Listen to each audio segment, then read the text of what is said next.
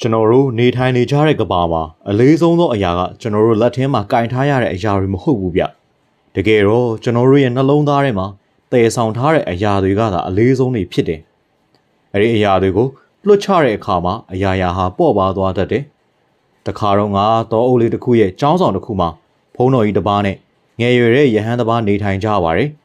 ယဟန်လေးကအတိတ်မှာဖြစ်ခဲ့တဲ့နာကျင်ပွဲအမှတ်တရတွေမိသားစုအငင်းပွားမှုတွေပြီးတော့ကလေးဘဝတုန်းကခက်ခဲခဲ့တာတွေကိုစိတ်ထဲကနေမထုတ်ပြစ်နိုင်မဲ့အမြဲတမ်းတွေးတောပြီးစိတ်ညစ်ပူပန်နေတတ်ပါတယ်။ရဟန်းငယ်လေးဟာဒိတ်စိတ်ငြိမ်သက်တဲ့ကျောင်းအတွင်းမှာနေထိုင်နေပေမဲ့လည်းကျောင်းတိုက်အတွင်းမှာပဲသူဟာအမြဲတမ်းတစ်ခုခုမှားယွင်းနေတာကိုခံစားနေရတယ်။ပြဿနာမရှိတဲ့နေရာတွေမှာလည်းပြဿနာတွေကိုမြင်အောင်နေတတ်တယ်။ဒီနေ့မှာသူဟာမခံမရနိုင်တော့ပဲဆရာတော်ထံကိုသွားပြီးဆရာတော်ကျွန်တော်ဟာကျွန်တော်ရဲ့မကောင်းတဲ့အတိတ်တွေကြောင့်အမြဲတမ်းပူပန်နေရပြီးလူလဲပင်ပန်းနေပါပြီအတိတ်ကအဖြစ်ပြက်ဆိုးတွေဟာအမြဲတမ်းကျွန်တော်နောက်ကိုလိုက်လာနေသလိုခံစားနေရတယ်အဲ့ဒါနဲ့ပဲကျွန်တော်ဟာတနေ့မှမပြောနိုင်ပါဘူးကျွန်တော်ဘာလို့တင်တယ်လဲဆရာတော်ကချိုသားတဲ့အပြုံးနဲ့ငါနဲ့လိုက်ခဲ့ပါဟုဆိုပြီးရဟန်းလေးကိုကြောင်းတိုက်အပြင်ကိုခေါ်သွားတယ်အပြင်ကိုရောက်တော့အရန်ဝေးကွာတဲ့တောင်ကုန်းတစ်ခုကိုညွှန်ပြရင်ထိုတောင်ထိပ်ရှိတဲငယ်လေးကိုမြင်လားကျွန်တော်တို့ထဲကအသက်ကြီးဆုံးရဟန်းတော်တစ်ပါးအဲ့တောင်ထိပ်မှာသတင်းတုံးနေသူပဲတင့်ကိုအဲ့ဒီပြဿနာကိုဖြေရှင်းပေးနိုင်မယ်အဖြေကိုတတ်မှတ်စွာမျှော်လင့်နေတော့ယဟန်လေးကကျွန်တော်အခုသွားလို့ရပါသလားဖေ။ကျွန်တော်ထပ်မဆောင်နိုင်တော့လို့ပါ။ယဟန်တော်ကခေါင်းငိမ့်သဖြင့်ယဟန်လေးလည်းချက်ချင်းထွက်ခွာသွားပြီးဝေးလံတော့တောင်ကုန်းလေးစီကိုခီးစတင်ရန်ထွက်ခွာလာခဲ့တယ်။အတန်ကြားယဟန်ငယ်လေးခီးဆက်လာပြီးတဲ့နောက်သူကယဟန်ကြီးရဲ့တဲငယ်လေးထဲကိုရောက်လာတယ်။ယဟန်ကြီးကတရားအထုတ်နေဆဲဖြစ်တယ်။ယဟန်လေးကစိတ်ရှည်စွာစောင့်ဆိုင်နေခဲ့ပြီးယဟန်ကြီးမျက်လုံးဖွင့်ကြည့်လိုက်တဲ့အခါမှာယိုသေးစွာဥချလျက်ဆရာတော်ကျေးဇူးပြုရကျွန်တော်ကိုကူညီပါကျွန်တော်ရဲ့စိတ်ကနာကျင်ဖွယ်အသိများနဲ့ပြည့်နှက်နေပါတယ်အတိတ်ကိုမေးပြောင်းနိုင်ခြင်းမရှိပဲတစ်ချိန်လုံးစိတ်ဆင်းရဲနေရပါတယ်တပည့်တော်ဤဒုက္ခမှလွတ်မြောက်ခြင်းပါတယ်ဖေ။ယဟန်ကြီးကဂယုဏတက်သောအပြုံးနဲ့တင့်အားငါကူညီပေးမယ်ဒါပေမဲ့အရင်ဆုံးနေလေစာစားဖို့တောင်အောက်ရှိကျေးရွာကိုအရင်လိုက်ခဲ့ငါရဲ့တပည့်တို့ကနေလေစာစားဖို့ဖိတ်ထားတယ်ယဟန်လေးကလည်းသဘောတူပြီးမျောလင်းချက်နဲ့လိုက်ပါသွားတယ်တောင်အောင်ဆင်းဖို့အတွက်အစင်းနဲ့ဖြစ်တဲ့အခါယဟန်ကြီးကကြီးမားတဲ့ကြောက်တုံးကြီးတစ်ခုကိုကောက်ယူပြီးယဟန်လေးရှေ့မှာထားလိုက်တယ်။ဤကြောက်တုံးကိုတင်တယ်ဆောင်သွားရမယ်။ယဟန်လေးသည်ဘာကြောင့်လဲစဉ်းစားမရပဲကြောက်တုံးကြီးကိုပခုံးပေါ်တင်လိုက်ပြီးယဟန်ကြီးနောက်ကိုလိုက်ပါသွားလိသည်။စပိုင်းမှာယဟန်လေးကဤကြောက်တုံးကြီးနဲ့လှုပ်ဝက်တဲ့အဓိပ္ပာယ်ရှိမယ်လို့တွေးပြီးဇွဲရှိဖြင့်တယ်ဆောင်သွားတယ်။ဒါပေမဲ့ခဏကြာလာတော့သူ့ရဲ့လက်တွေနာကျင်လာပြီးခြေထောက်များတုံရင်လာကချွေများမျက်နှာပေါ်ကျလာတယ်။ကြောက်တုံးအလေးချင်းကြောင့်သူခီးစဉ်နှေးကွေးလာပြီးဟန်ချက်ထိန်ရန်ခဲရင်းလာတယ်။ထို့သောတွင်ယဟန်ကြီးမှာဘာအလေးပင်မှမရှိပဲလွယ်ကူစွာရှေ့သို့သွားနေတယ်။ယဟန်လေးသည်ကြောက်တုံးကိုပြစ်ချခြင်းတော့လေ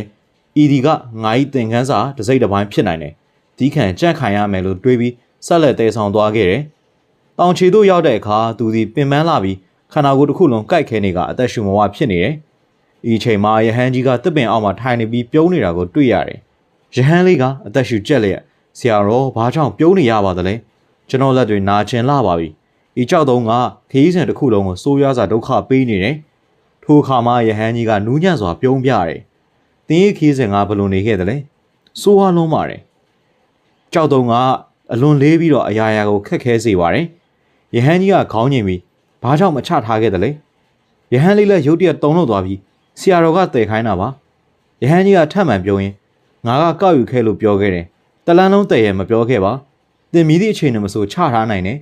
သို့တော့တင်းယုံကြည်ချက်ကြောင့်ပင်မဆင်းရဲခံပြီးတည်လာခဲ့တယ်ယဟန်လေးသည်ရုတ်တရက်ဆိုသလိုနားလည်သွားတယ်ယဟန်ကြီးကဆက်ပြောတယ်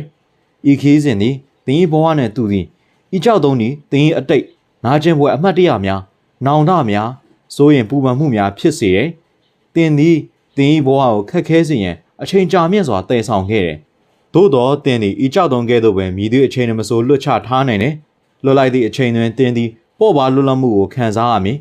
်မလိုအပ်ပဲဘာကြောင့်ဒုက္ခခံနေရမည်နည်းယဟန်လေး၏မျက်လုံးများတွင်မျက်ရည်များဝဲလာသည်သူသည်ကြောက်တုံးကိုချက်ချင်းပြစ်ချလိုက်ပြီးကြောက်တုံးမြေပေါ်သို့ကျသည့်အခါပခုံးပေါ်မှသာမကစိတ်ဝိညာဉ်ထဲမှပါကြီးမားသောဝင်ထုတ်ဝင်ပိုးကြီးလွတ်မြောက်သွားသလိုထူးဆန်းသောလွတ်လပ်မှုကိုခံစားရတယ်ယဟန်ကြီးကသူ၏ပခုံးတွင်လက်တင်ကဆက်ပြောတယ်အသိဒီကွန်လွန်သောအရာဖြစ်သည်အဲ့ဒီအသိကိုအသက်သွင်းနေသူမှာတင်ကိုယ်တိုင်သာဖြစ်သည်လွတ်ချလိုက်ပါငြိမ်းချမ်းမှုကတင့်ကိုစောင့်ကြိုနေပါလိမ့်မည်ထိုနေ့တွင်ယဟန်လေးသည် သူ့ဘဝ၏အကြီးမားဆုံးသောသင်ခန်းစာကိုတင်ယူခဲ့သည်လွတ်လပ်မှုဆိုသည်မှာစောက်ကင်ထားခြင်းမှမဟုတ်လွတ်ချလိုက်ခြင်းမှသာဖြစ်ပေါ်လာသည်ကျွန်ုပ်တို့သည်မကြာခဏအတိတ်ဝန်ထုတ်ဝန်ပိုးများနောင်တများနာကျင်မှုများနှင့်စိတ်ပြတ်ဖွယ်အဖြစ်ပြက်များကိုတည်ဆောင်နေကြတယ်